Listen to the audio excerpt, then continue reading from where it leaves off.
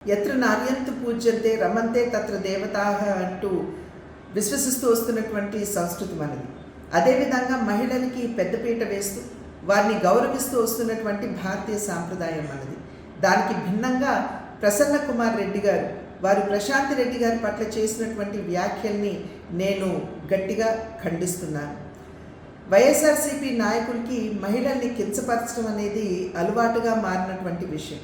అమరావతిలోని మహిళల్ని మనం నోటితో కూడా చెప్పలేనటువంటి భాషలో వారిని కించపరచడం, అదేవిధంగా శాసనసభలో ఉన్నటువంటి మహిళల్ని శాసనసభ వెలుపల ఉన్నటువంటి మహిళలు సైతం వ్యక్తిత్వ హననం చేయడం మనందరికీ తెలియనటువంటి విషయం కాదు.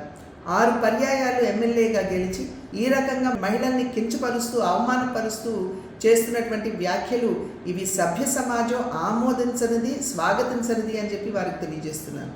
అదేవిధంగా వారికి నేను చెప్పేటువంటి విషయం, ఏదైతే ప్రశాంతి రెడ్డి గారి పట్ల వారు చేసినటువంటి వ్యాఖ్యలు ఉన్నాయో వాటిని ఒక్కసారి వారి తల్లి గారికి వారి భార్య గారికి చూపమని చెప్పి నేను చేసినటువంటి అభ్యర్థన. వారు కనుక దాన్ని ఆమోదించినట్లయితే, వారి ప్రసన్న కుమార్ రెడ్డి గారి భాషను కనుక ఆమోదించినట్లయితే ఇప్పుడు నేను చేసేటువంటి డిమాండ్ని వెనక్కి తీసుకుంటానని చెప్పి నేను తెలియజేస్తున్నాను.